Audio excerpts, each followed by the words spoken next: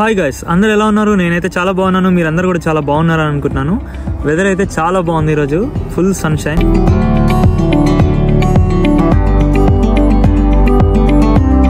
ఈరోజు నేను ఒక కొత్త బ్లాగ్తో వచ్చాను. ఆ టాపిక్ వచ్చేసి తస్కరించుట. సో ఇప్పుడు నేను ఇది ఎందుకు చెప్తున్నాను అంటే, నేనైతే బ్రిటిష్ మ్యూజియం చూసొచ్చాను. దాంట్లో వీళ్ళు ఏ రేంజ్ లో మన సౌత్ ఇండియా నుంచి తస్కరించి తీసుకొచ్చి ఇక్కడ డిస్ప్లే చేస్తున్నారని చూపించేదే ఈ వీడియో యొక్క ముఖ్య ఉద్దేశం. మీరు కనుక మా ఛానల్ని ఫస్ట్ టైం విజిట్ చేస్తున్నట్లయితే లైక్ చేయండి, షేర్ చేయండి, అలాగే మా ఛానల్ని సబ్స్క్రైబ్ చేసుకోండి. మంచి కంటెంట్ కోసం పక్కనే ఉన్న బెల్ సింబల్ని క్లిక్ చేయండి. ప్రపంచంలో ఎవరైనా ఎత్తుకొచ్చిన వస్తువులు, సొమ్ము, డబ్బులు అన్నీ తీసుకొచ్చి ఒక పెద్ద బంగ్లా కట్టి దాంట్లో వేసి మళ్ళీ రిటర్న్లో మీరే డబ్బులు కట్టి వచ్చి చూడండి అని అన్న దేశం ఏది ఉండదు, ఇది తప్ప. అయినో నేను ఈ కంట్రీలో ఉంటున్నాను, వర్క్ చేస్తున్నాను, కానీ ఈ వీడియో మాత్రం చాలా హానెస్ట్ గా చూపిద్దాం అనుకుంటున్నాను, ఎట్లాంటి షుగర్ కోటింగ్స్ లేకుండా. ఈ వీడియోలో నేను స్పెసిఫిక్ గా సౌత్ ఇండియన్ టార్గెట్ చేసి తీసాను. అంటే సౌత్ ఇండియా నుంచి వీళ్ళు ఏమేమి తస్కరించి ఇక్కడికి తీసుకొచ్చారనేది. ఈ వీడియోని అయితే చాలా డీటెయిలింగ్ గా తీసి చూపించాను, చాలా హార్డ్ వర్క్ చేశాను తీయడానికి. ఈ వీడియోకి ఒక లైక్ అయితే వేసుకోండి ఖచ్చితంగా.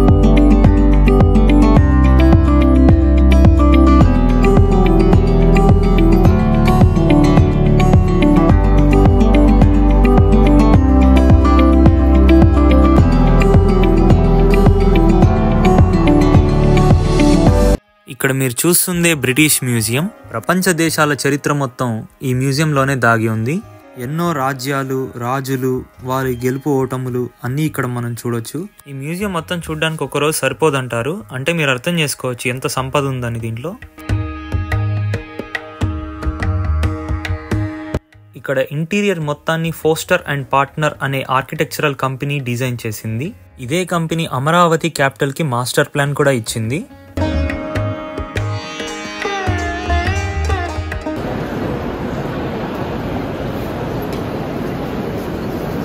ఇక్కడ మీరు చూస్తుంది నటరాజస్వామి విగ్రహం. ఇది తమిళనాడులోని తంజావూరు నుంచి అయితే తీసుకొచ్చారు.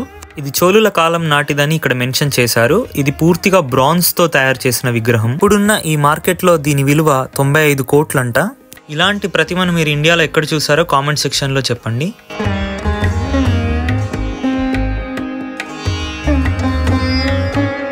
ఇక్కడ మీరు చూస్తుంది పండిట్ రవిశంకర్ గారి సితారా. ఈ వాయిద్యంతో ప్రపంచం మొత్తం ఇండియా వైపు చూసేలా చేశారు. ఆయన మరణించిన తర్వాత వారి భార్య మరియు కూతురు ఈ సితారాని బ్రిటిష్ మ్యూజియంకి అయితే డొనేట్ చేశారంట. ఇక్కడ మనం చూస్తుంది కాళీ అమ్మవారి విగ్రహం. ఇది ఒరిస్సా నుంచి తీసుకొచ్చారంట.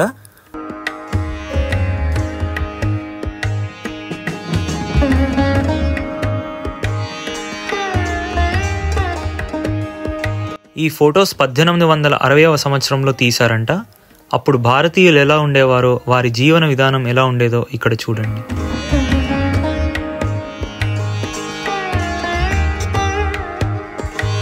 ఇలాంటి శిల్ప సంపదని చూసినప్పుడే ఒకనాటి భారతదేశం ఎంత వైభవంగా ఉండేదో మనం గమనించవచ్చు. ఈ వెండి ప్యానెల్ పై శ్రీరామాయణం ఎంత బాగా డిజైన్ చేశారో చూసారా?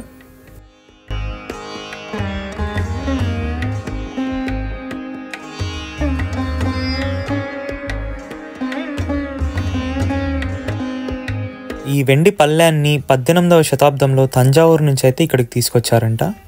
ఇక్కడ మీరు చూస్తుంది గోండు జాతి ఆదివాసి యొక్క మొహం. ఈ గోండు జాతి ఆదివాసులు ఆదిలాబాద్ అడవుల్లో నివసించేవారు.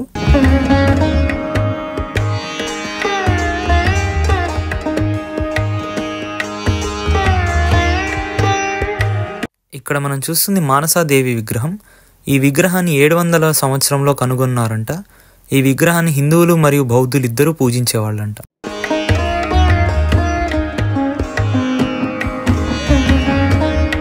మహాభారతాన్ని ఈ చెక్కపెట్టెపై అప్పటి శిల్పులు ఎంత బాగా చెక్కారో చూసారా?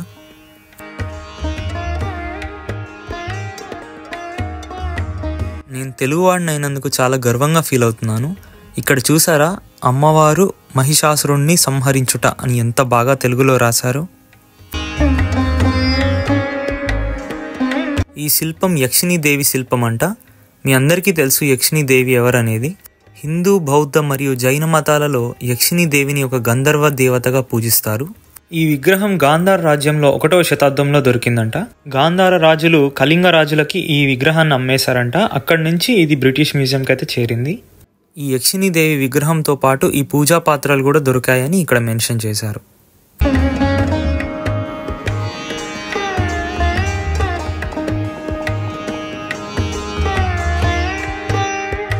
ఇక్కడ దొరికిన శ్రీరాముడి యొక్క శిల్పం మరియు ఆంజనేయ స్వామి ముద్ర, రావణాసురుడి యొక్క మార్బుల్ విగ్రహం ఇవన్నీ శ్రీలంకలో దొరికాయంట. మొదట శ్రీలంక నుండి తమిళనాడుకి, అక్కడి నుండి బ్రిటిష్ మ్యూజియంకి అయితే తీసుకొచ్చారంట.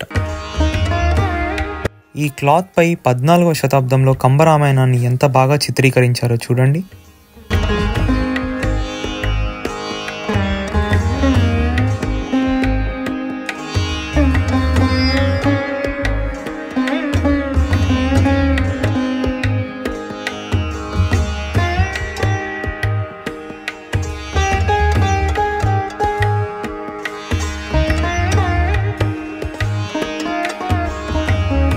పదకొండవ శతాబ్దంలో భారతదేశంలో శివాలయం ఎలా ఉండేదో ఇక్కడ డెమో అయితే చూపించారు, చూడండి.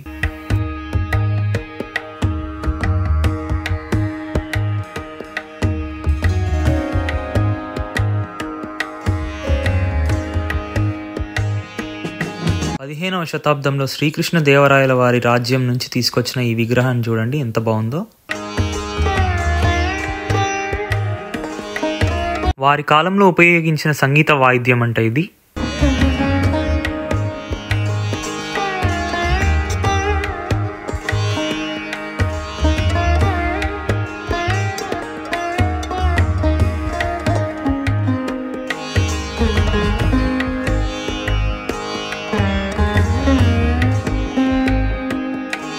ఇంకా ఎన్నెన్నో దేవతా విగ్రహాలు, అపురూపమైన శిల్పాలు, బంగారంతో చేసిన గరుడాల్వార్ విగ్రహం ఈ మ్యూజియంలో భద్రపరిచారు.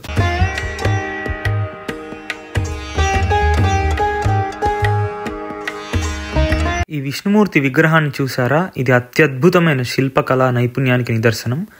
ఇది 10వ శతాబ్దం నాటిదని ఇక్కడ మెన్షన్ చేశారు.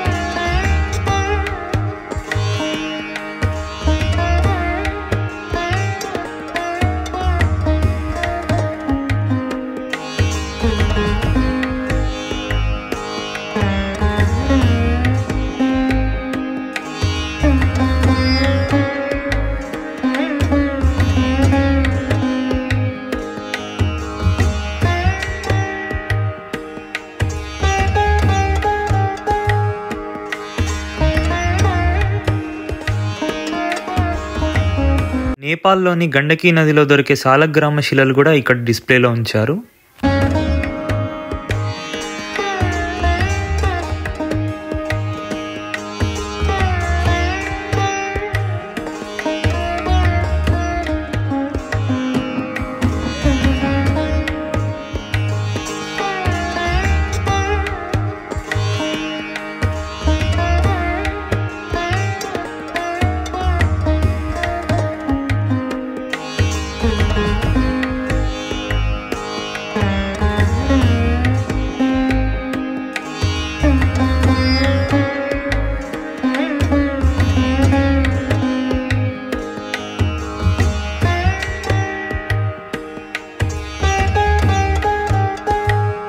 మనం చిన్నప్పుడు సాంఘిక శాస్త్రంలో చదువుకున్నాం కదా హరిహర బుక్కరాయల రాజుల గురించి. వారి కాలంలో తయారు చేసిందే ఈ శాండ్ స్టోన్ విగ్రహం. విగ్రహంలోని వింత ఏంటంటే శివకేశవులను ఒకే విగ్రహంలో శిల్పులు చెక్కారు.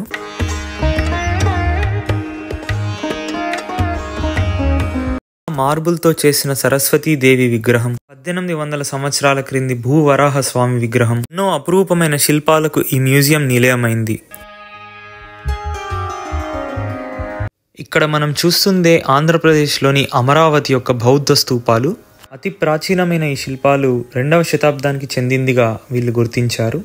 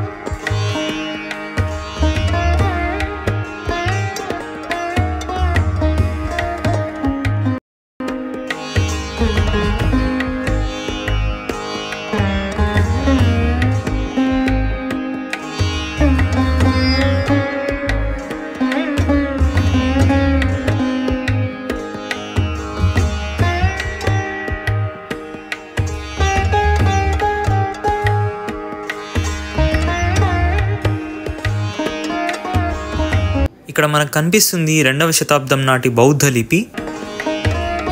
గౌతమ బుద్ధుడి యొక్క జీవిత చరిత్ర, ఆయన బోధనలన్నీ ఈ శిల్పాలపై మనం చూడొచ్చు.